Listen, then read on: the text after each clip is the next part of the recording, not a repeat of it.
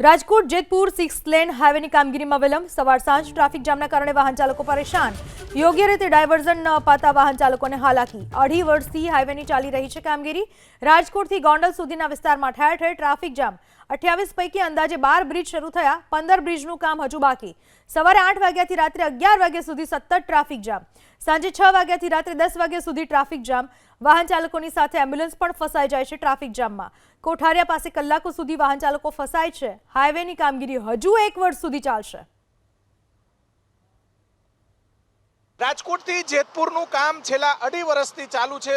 દ્રશ્યો બતાવશું. સવાર અને સાંજ આ રીતે ભારે ટ્રાફિક જામના દ્રશ્યો છે. રાજકોટના સોલવંટ કોઠારિયા અમે આવી પહોંચ્યા છીએ.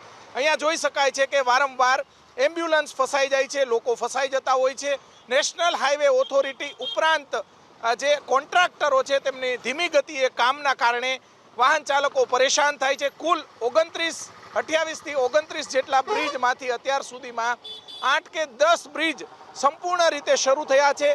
15 જેટલા બ્રિજનું અંડર કન્સ્ટ્રક્શન કામ છે, પરંતુ ડાયવર્ઝન બરોબર ન કાઢવામાં આવતા પૂર્ણ સૌરાષ્ટ્રના લોકો આ રીતે પરેશાન થાય છે. સૌરાષ્ટ્રના ધારાસભ્યો, સાંસદો પણ અહીંયાથી રોજ પસાર થાય છે. સ્થાનિક લોકો સૌથી વધારે શાપર વેરાવળ જે ઇન્ડસ્ટ્રીયલ એરિયાના જે લોકો છે તે પરેશાન થતા હોય છે. ભાઈ, શું પરિસ્થિતિ થાય છે રોજ સવાર સાંજ?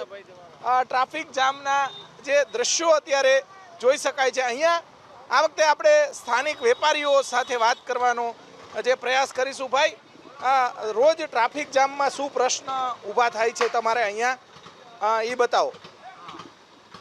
અહીંયા બ્રિજનું કામ ચાલુ છે એટલે રોંગ સાઈડમાં નીકળે છે વાહનવાળા, તેના કારણે ટ્રાફિક જામના દ્રશ્યો વધારે સર્જાય છે. આ અત્યારે રોજની મુશ્કેલી છે. અવારનવાર ટ્રાફિક જામ થાય છે. એમ્બ્યુલન્સ ક્યારે ફસાઈ જાય? એમ્બ્યુલન્સ પણ ફસાઈ જાય છે, એને પણ રસ્તો મળતો નથી. એટલે ખાસ અત્યારે તો જે બ્રિજના કારણે ઘણો પ્રોબ્લેમ છે કે ટ્રાફિક જામ અવારનવાર થતો રહે છે. તમે વેપારી છો? હા, હું તો અહીંયા બાજુમાં આવેલ છું કામ માટે, અને આ ટ્રાફિકનો અનુભવ અમે રોજ કરીએ છીએ, એટલે એના માટે હું ટ્રાફિક બહુ થાય.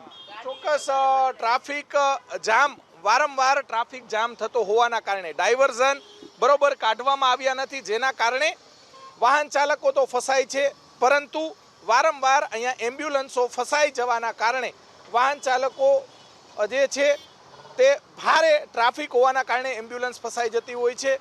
સૌરાષ્ટ્રભરમાંથી લોકો આરોગ્યની સેવા માટે રાજકોટ આવતા હોય છે. દ્રશ્યો બતાવશું. આ તરફ ઇન્ડસ્ટ્રીયલ એરિયા હોવાના કારણે પણ મોટા પ્રમાણમાં જે સવાર અને સાંજ, સવારના જે 8 વાગ્યાથી લઈ અને 11 વાગ્યા સુધી ટ્રાફિક હોય છે. સાંજના 6 વાગ્યાથી રાત્રિના 10 વાગ્યા સુધી સતત ટ્રાફિક જામના દ્રશ્યો સામે આવતા હોય છે. નેશનલ હાઈવે ઓથોરિટીના અધિકારીઓએ મસ્ત મોટો ટોલ ટેક્સ ઉઘરાવે છે, તો તાત્કાલિક રાજકોટથી જેતપુર સુધીનું 60 કિલોમીટરનું જે કામ છે તાત્કાલિક પૂર્ણ થાય તે માટેના પ્રયાસો કરવાની જરૂરિયાત છે.